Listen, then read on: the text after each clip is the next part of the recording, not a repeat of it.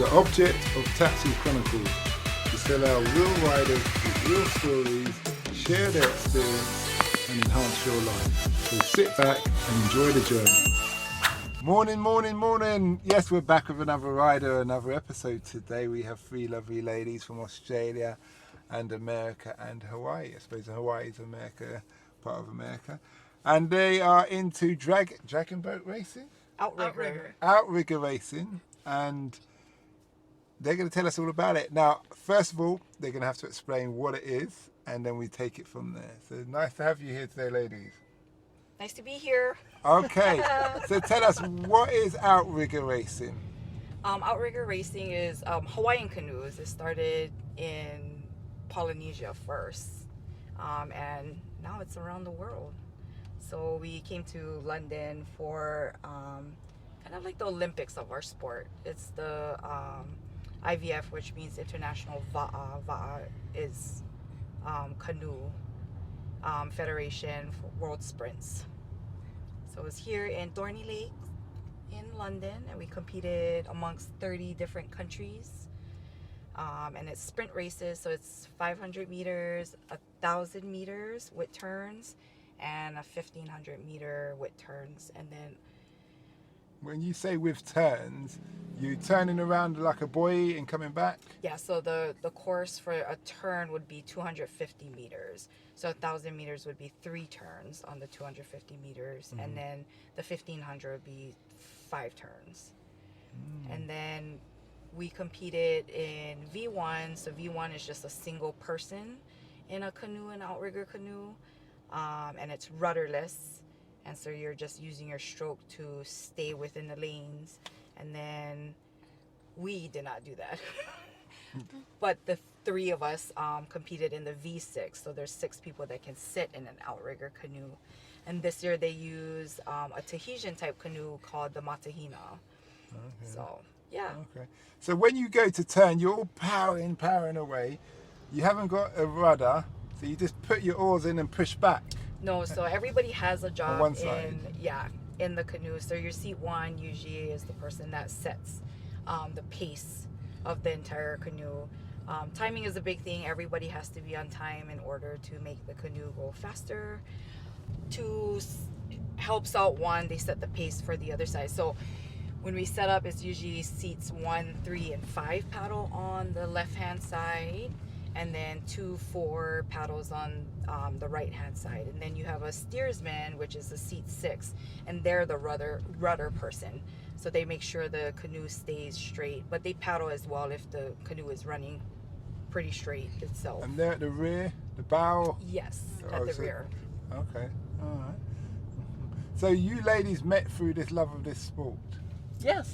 Yep. Because did. obviously Australia to America to Hawaii is some... We actually just met This Miss week. Australia This week. Okay. this week. And now we're traveling together. Oh, okay, but you're all on the same team? No. Ah, No, okay. 2 of us are on the same Yeah. team. 2 of you on the same from team? America, and then Okay. we met her from Australia. Okay, you Yeah, just so- all banded together for your love of the sport. Yeah. Yeah. So I'm actually born in New Zealand.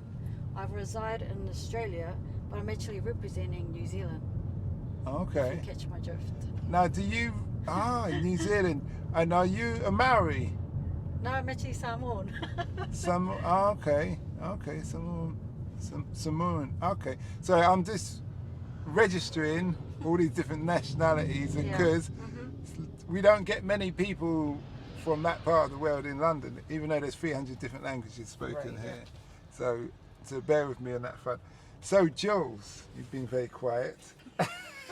Just put you in the hot seat now. So what's been your experience of being... No, it's too much. You've got the mic here. What's been your experience when it comes to sharing your gift, in the sense of what have you learned that you wish you knew when you started when it comes to this sport? What have I learned that I wish I knew when I started? I don't know. So this sport just really teaches you about staying positive, working as a team. It's all about bringing good vibes to those that are around you, and just working together as a cohesive unit. 6 is 1. That's what I love about it. Okay, that's good. And how much experience have we got between the three of us here, or three of you? I have 16 years experience of paddling. For me, probably about 20 years. About 20 years of paddling, but only 6 years of outrigger paddling. Okay, so you ladies are really strong, isn't it? You gotta be You have careful. to be. We gotta be careful what I say here. Don't get cooked with a paddle. have to be. Okay. So what kind of training do you have to do? Is it always just training in the boats, or is it other kind of training that you have to do to help you? I think if you want to compete at that high level, it's not only paddling in the boat. You have to do a lot of things outside of boat, like strength and conditioning training, keeping your cardio up, so your endurance and stamina. So there's a lot of different types of races. So this world sprints that we did, obviously it's sprints, so it's faster pace, shorter, distance, faster pace. So about a 2-minute time frame for like a 500 meter. So 500 meters in 2 minutes on the water. Yeah, With 6 people in the with canoe. 6 people. Still Yeah. pretty fast. But in Yeah. 2 weeks, Alicia and I are on our way to Hawaii, and we're doing an 18-mile race. Yeah, so there's long distance too, and then there's 9-man change races as well, where obviously there's 6 people in the canoe, and then you have a escort boat that follows with your 3 extra people, and you change in and out. And the distance of that race can be anywhere. Okay, so we're from America, so everything is in miles. At least 20 plus miles or more that you'll do a 9-man change race. When you say miles, you mean kilometers? No. I don't know what that transfers into kilometers. No, because when you say miles, Britain does miles. Oh, okay. Oh, you do? Okay, yeah. good Yeah. then. Okay, 20 yeah, plus we got miles. miles. I don't know what kilometers is then. I thought Americans did kilometers. No. No, Really? no. Okay. All right. Yeah. Canadians. Yeah. Canadians Aussies do. do. And Yeah. Kiwis, we Aussies, do. yeah. We do Ks. Yeah. All right. Okay. That's interesting. So, with these paddles and the boat is wooden. There is different types of them. Yeah, we have koa canoes that are wooden. They're made out of koa trees. And you'll mostly find that in Hawaii. And then we have glass, like fiberglass canoes. And they're a little bit heavier, about 400 pounds. They're heavier than the wood. Really? Okay. Could be. The wood could be. And the paddles are they wood as well? They've come a long way. Yeah, it used to be just wood, and now they have hybrids where it's carbon and wood, and then they have full carbon paddles as well. But as the sport has evolved a lot, they're going with lighter canoes. So they've moved into unlimited canoes, which weigh less than 200 pounds, move a lot faster. They're a lot lighter. And then these ones that we raced in was Tahitian canoes called matahinas, and they're a little over 200 pounds, so a little bit heavier than the unlimiteds. So this was a lot of people's first time using the matahinas. It's just something newer to the other countries. I mean, obviously, like Tahiti uses it a lot. So I think across the board, everybody was pretty even using the canoes because nobody's really had a whole lot of training in them. They were a little bit harder to turn than normal, in like a normal, possibly in unlimited or in the fiberglass canoes. You only need like 2 people to turn plus your steersmen. For our crew, we used almost the whole boat to do something in there to turn. We had 3 people in the front turning, 1 kind of holding water to stop the boat from continuing on, and then you also had 5 what we call it kahing from the right hand side to help out the steersmen. So everybody had a job with the turns, but everybody had different turns, different styles of turns, just to try to get that boat around the buoys. Okay. See, what was really interesting is that these canoes are made for ocean, not for flat water. So you could see all these top crews are really struggling trying to get their technical, what do you call it? Technical Mobility. in place with these ocean canoes. So it's really interesting to watch. What's the difference between the ocean and the like a flat, let's say plateau, going canoe for Well, the lakes obvious, and ponds? yeah. The obvious is that you have current and waves to kind No, of help. no, I mean the boat itself. Oh, more buoyant. I mean, in So in is salt one water. got a higher bow and like a? Yeah, it's a lot more buoyant in the salt water in the ocean. In the lake, it's not, and the water doesn't move, so you're paddling through pretty much mud. It feels like mud. It's It's heavier. harder. It's heavy. For some. Yeah. Joyce, it's heavier. Yeah, it's heavy. So you ladies must have strong arms then. Strong arms. Now do hands. I'm thinking hands. I'm looking at Jill's hands. Are very dainty, very nice. But you don't get. Calluses? Yes, we- thank you. Oh, they're we full get of calluses. calluses. Yeah. Do you wear gloves? No. Some don't- do. Some do. Oh, we don't. Yeah, I don't. You just go for it. Yeah. yeah. Okay, that's interesting. What would be your advice to a 16-year-old who wants to get into it? Oh, go for it. Yeah. I coach juniors where I'm from, and I love it because they absorb so much information. I mean, you try and coach older people, and they just refuse to, listen.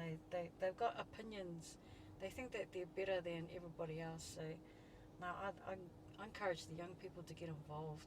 Make friends, enjoy life, getting out on the water, going out seeing dolphins and dugongs and turtles. I mean, that's what we're all about. So you're way out to sea when you do some of these Oh, races, yeah. then. Yeah.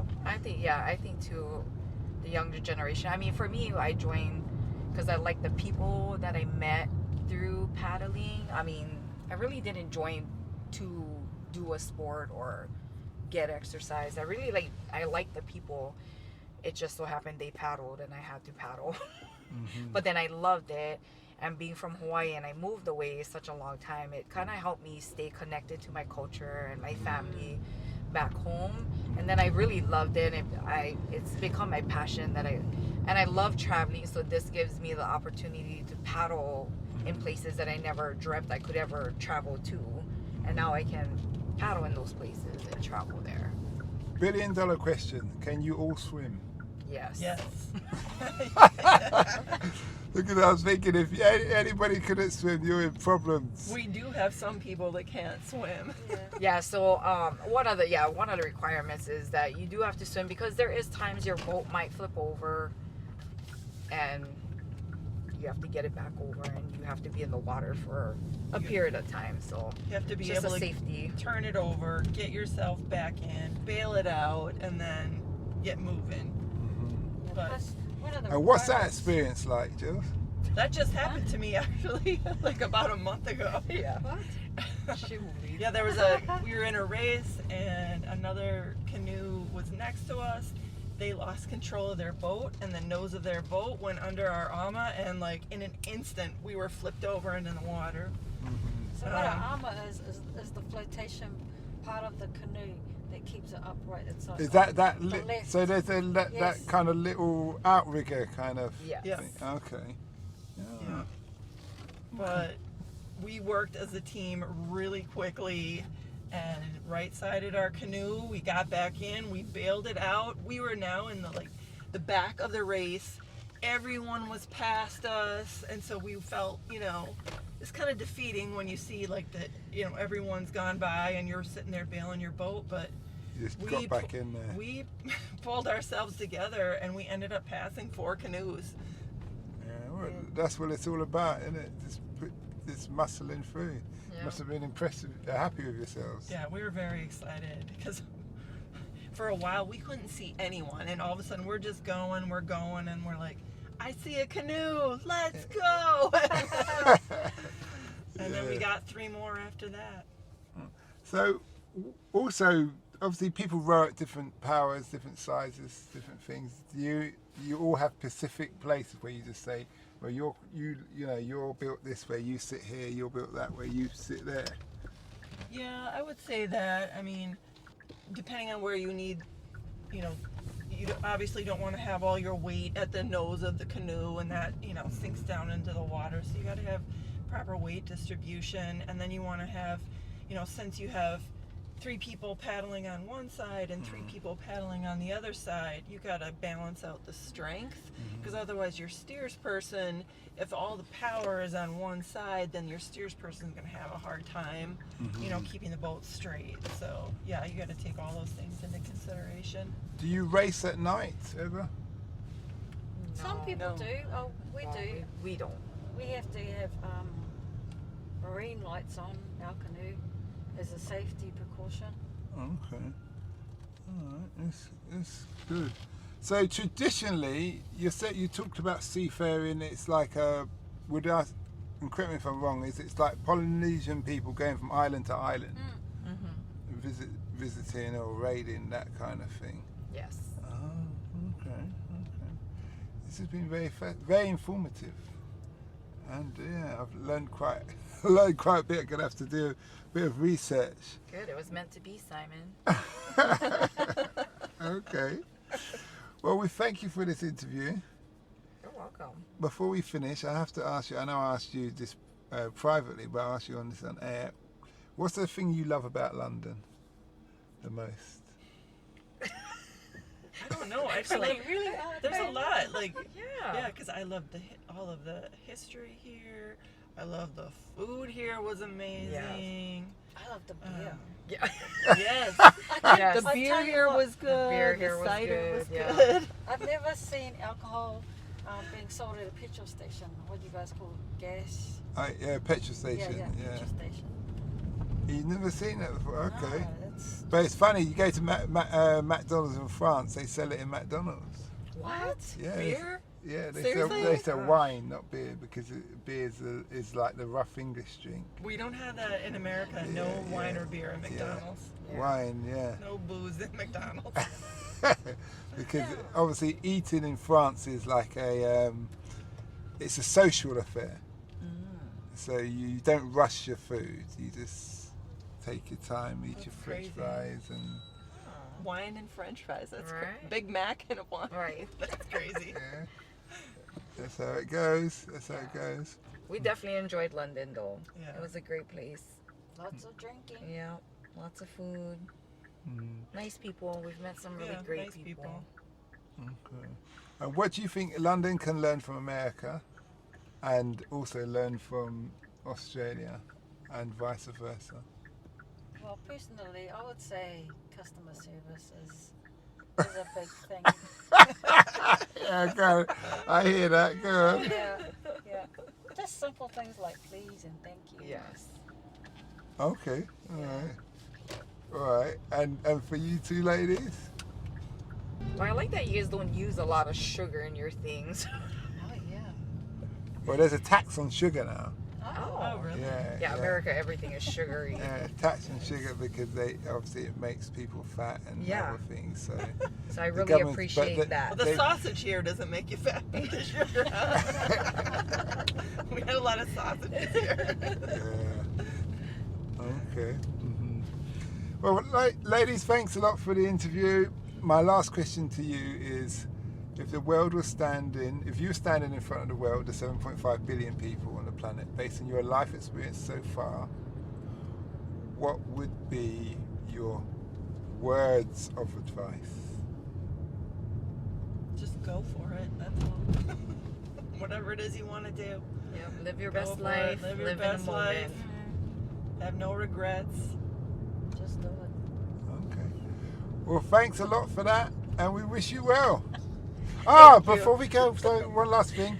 If anybody wants to follow you on social media, see what you're doing, maybe even post you some questions, because they want to find their local rowing place, use the term rowing, where can they find you? Well, we have a website in Arizona. It's outriggeraz.com. And you can follow our club, Naleo Okekai. So it's NALEO So Naleo Okekai means Voices of the Sea. And you can follow us on Facebook and on Instagram. Okay. Nice. And From New Zealand, you can go wakaama.com. Wakaama spelled WAKAAMA.com. In Australia, you can go to redcliffeoutrigger.com.au. Okay. Well, thanks a lot for that, and we wish you well.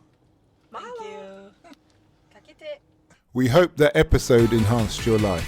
We post an interview every day as well as vlogging on our social media channels. Don't forget to subscribe to get our latest episode.